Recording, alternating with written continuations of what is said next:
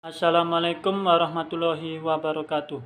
Kami dari kelompok 6 kelas KS2A SDM 2019 akan mempresentasikan hasil kerja kelompok kami, yaitu tentang supply chain management. Untuk anggota kelompok kami yaitu saya sendiri Muhammad Rizky Putra Effendi, lalu Tias Putri Nur Anggraini, dan yang terakhir Siska Dwi Susanti.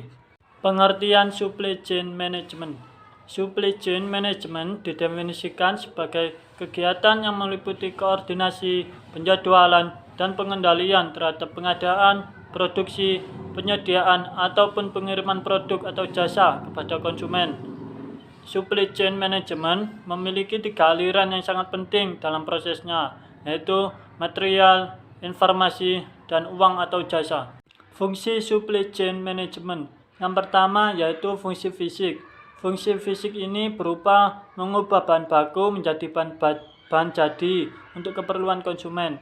Fungsi manajemen rantai pasok ini berkaitan erat dengan berbagai macam biaya fisik seperti biaya pembelian bahan baku, biaya penyimpanan, biaya transportasi, dan sebagainya.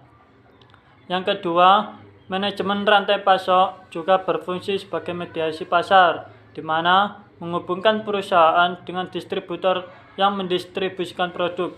Dan yang terakhir, supply chain management berfungsi untuk memastikan dan mengatur pembiayaan terkait survei pasar, perencanaan produk, dan biaya lainnya di luar pembiayaan fisik. Untuk selanjutnya akan dilanjutkan oleh teman saya. Manfaat yang didapatkan perusahaan dengan penerapan SCM atau Supply Chain Management ada 6. Yang pertama ada memuaskan pelanggan, yang kedua meningkatkan pendapatan, yang ketiga menurunkan biaya. Yang keempat pemanfaatan aset perusahaan dengan maksimal, yang kelima meningkatkan keuntungan, dan yang keenam menjadi mediasi pasar.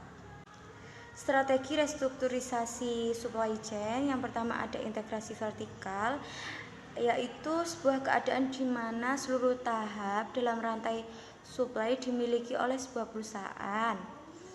Contohnya, perusahaan paling awal dan paling terkenal dari integrasi vertikal di bidang ini adalah Kernig Steel.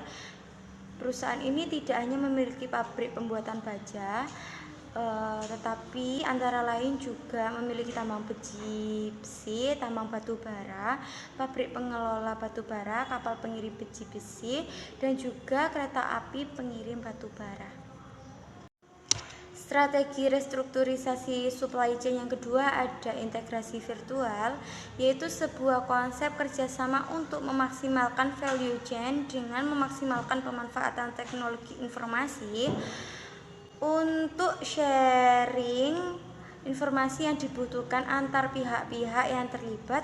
Tujuan utamanya adalah untuk memberikan value yang sebesar-besarnya kepada customer dengan tetap mendapatkan profit untuk sustainability perusahaan. Contohnya adalah perusahaan Dell. Organisasi virtual. Organisasi virtual adalah sebuah bentuk organisasi yang memungkinkan perusahaan untuk mengurangi aset fisik mereka seperti kantor, pabrik, dan sebagainya. Sebagai gantinya, mereka mengandalkan unit-unit kecil terorganisir yang dihubungkan oleh jaringan komunikasi yang kuat. Dengan kata lain, organisasi ini dilakukan secara jarak jauh atau virtual.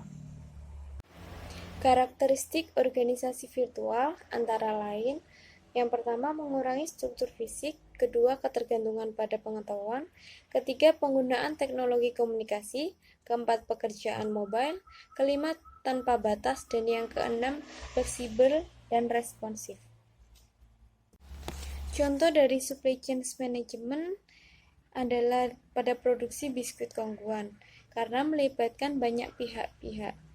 Pihak-pihak tersebut diantaranya penghasil gandum, penghasil tebu, penghasil garam, penghasil aluminium, pabrik tepung terigu, pabrik gula, distributor garam, pabrik kaleng, pabrik biskuit, pergudangan, supermarket, dan yang terakhir perusahaan transportasi.